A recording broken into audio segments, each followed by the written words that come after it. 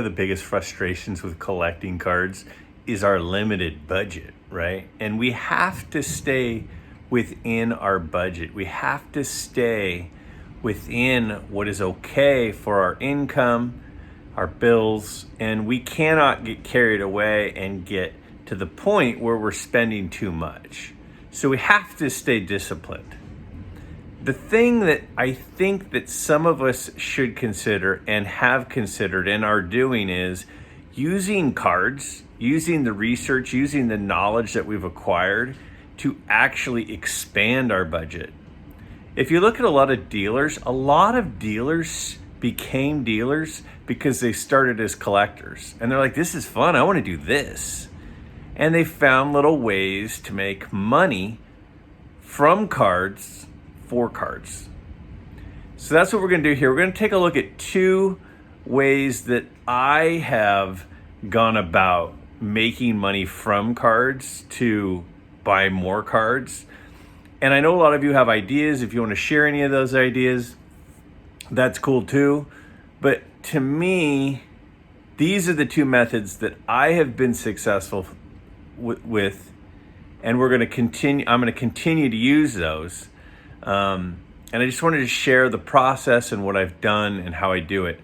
Again, using cards, using something we like to be able to make money so we can buy more stuff that we enjoy.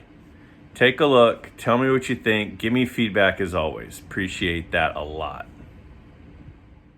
All right, so making money from cards for cards. Again, if we can expand our income, if we can increase the amount of money that we have coming in, that's going to allow us to increase the amount of cards that we can buy.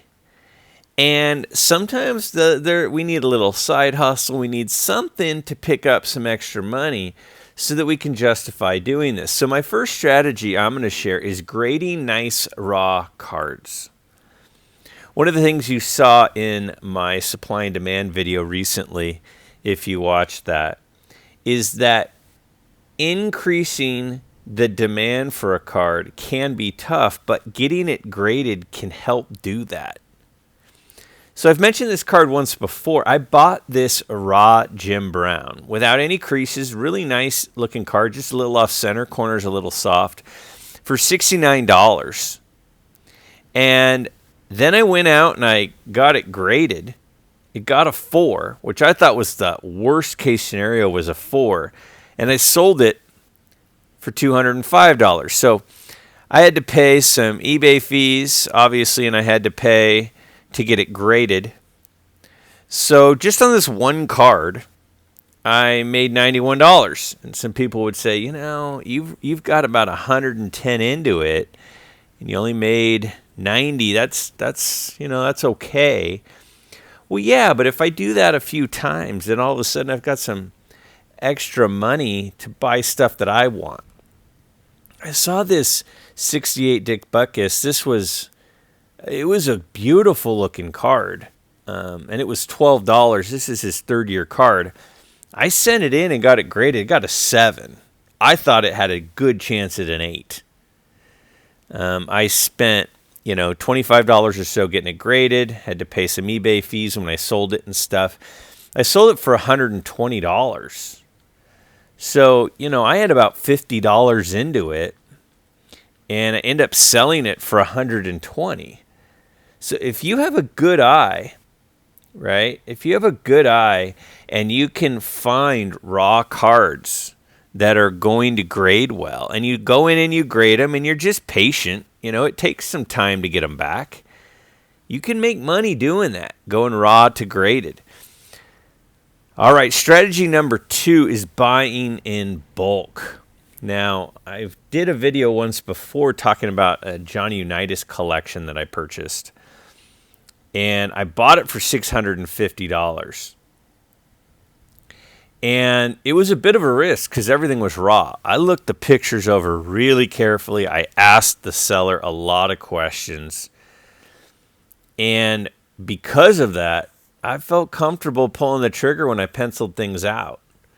So I spent $650 on it, and the first card I sold was a 60 Johnny Unitas for $24.80, and then I sold a 67 Unitas for $11.05. It had a little wrinkle in it. Then I sold a couple more for $71. And slowly but surely I started chipping away. Another 17. This was a 66 Philadelphia with a little crease in it. And before you know it, you start getting close to your number that you have into it. And I sent the rookie card off for grading because it was gorgeous. I also sent the third yard card in for grading. And the rookie card came back a 5.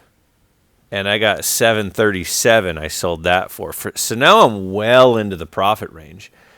I'm over $225 in profit. And this is just like 6 or 7 cards that I sold. I have another 14, 15 cards left. And I'm up $225. Now that third year card ended up coming back as a really good grade too. I think that one's going into my PC though. Buying in bulk can really do well. Now, if you're not following Breakout Cards to me is the gold standard of vintage card YouTube channels. I will put a link below and his information in the description. You've got to follow Breakout Cards. This is what he does. He goes to shows all the time, buys huge lots. Because you're buying a huge lot, you always get a good discount. A lot of the times, the huge lots he buys are raw. So then he sends them in and gets them graded. He has a good relationship with SGC. So he's buying big lots, a lot of the time raw, and grading them. So he's not just buying bulk and lot, but he's then getting them graded as well. Got to follow Breakout Cards. So, and it doesn't even matter if they're sports cards. I bought this Star Wars lot. I wanted a Darth Vader rookie card. So I was looking for Darth Vader rookie cards in that 77 Star Wars set.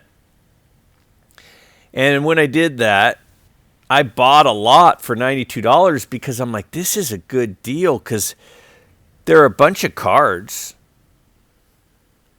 So I sold the May the Force Be With You Luke in a 6 for $35, and then the Obi-Wan rookie card for $31.50. I'm already in the profit when I sell this third card for $25.50.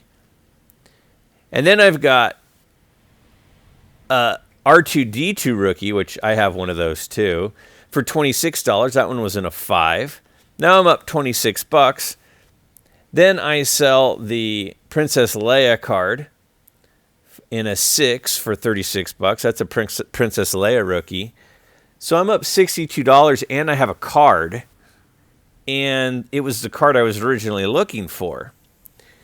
So it's sort of like when you buy a fixer-upper house. It's just sweat equity. It's just somebody else out there has a bunch of cards they want to sell, and instead of selling them off one at a time, it's just easier for them to, sell it in a bulk. And if I have the patience to sell them off individually, I ended up paying about $16 in eBay fees from those sales.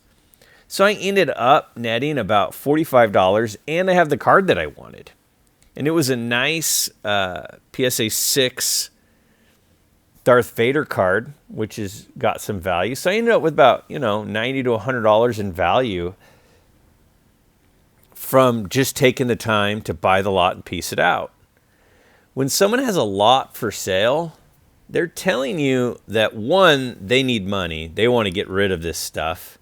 And two, they don't want to take the time to piece it out. So I'll piece it out.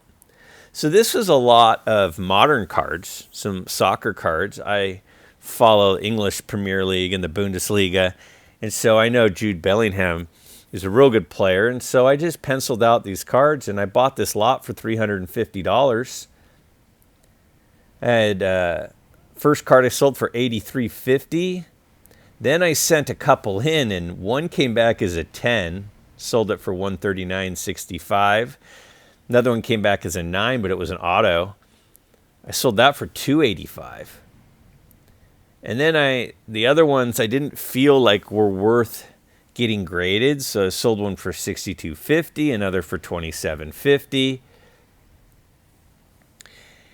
And I just pieced this out, sold these two together for $33.39.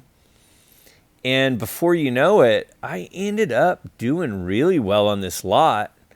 And then that last card you can see too. I ended up doubling my money just about. You'll see I obviously had some eBay fees that I haven't yet taken into account. But if you do research and if you pencil out a lot and say, wait a second, the individualized value of these cards is, twice as much as what they're asking. They just want to get their money. And a lot of the times on a lot, they'll take an offer too, because they're selling the lot because they, generally speaking, just want to get rid of the stuff and want money for some reason. So we got the profit of $350. I had about $120 in fees because I had a couple of cards that got graded and then eBay fees. So I netted $230. And, it didn't take a ton of time to list those cards and just send them off. I don't pay for shipping, right? So I did really well there. But when you see a lot for sale, there's a lot going on there. It's telling you there's a bunch of cards that they want out of their way. Another channel to follow is Card Collector 2. When he goes to shows, he always buys in lots because he gets discounts. Check that one out too.